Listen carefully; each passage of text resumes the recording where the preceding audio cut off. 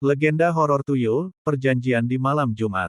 Di sebuah desa terpencil, hiduplah seorang pria bernama Karta yang terlilit utang. Setiap hari ia bekerja keras, tetapi hasilnya tak pernah cukup untuk menghidupi keluarganya. Hingga suatu malam, seseorang berbisik kepadanya tentang cara cepat menjadi kaya, memelihara tuyul.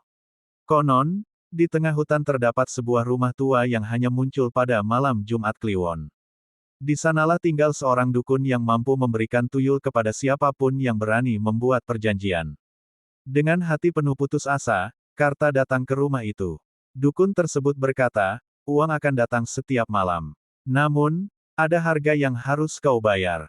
Jangan pernah menyayangi tuyul itu seperti anakmu. Karta menyetujui syarat tersebut. Sejak malam itu, uang di rumah-rumah warga mulai menghilang sedikit demi sedikit. Anehnya, di rumah Karta justru bertambah banyak. Ia pun hidup berkecukupan. Namun, semakin lama, tuyul itu semakin sering muncul di hadapannya. Sosok kecil berkepala pelontos dengan mata merah itu selalu tertawa sambil membawa uang hasil curian. Karta mulai merasa iba dan tanpa sadar memperlakukannya seperti anak sendiri. Malam berikutnya, suara tangisan bayi terdengar dari dalam gudang. Saat Karta membuka pintu, tuyul itu menatapnya sambil tersenyum menyeramkan. Ayah, aku sudah lapar. Sejak malam itu, tuyul tidak lagi mencuri uang.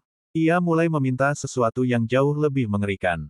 Satu persatu hewan ternak di desa mati tanpa sebab. Lalu, warga mulai menghilang secara misterius. Setiap kali ada yang lenyap, tuyul itu terlihat semakin besar, wajahnya semakin menyerupai manusia. Karta akhirnya sadar bahwa perjanjian itu bukan sekadar meminta kekayaan, melainkan menyerahkan hidupnya sedikit demi sedikit. Saat ia kembali ke rumah dukun untuk mengakhiri semuanya, rumah tua itu telah lenyap. Yang tersisa hanyalah pohon beringin tua dengan suara tawa anak kecil menggema dari balik akar-akarnya.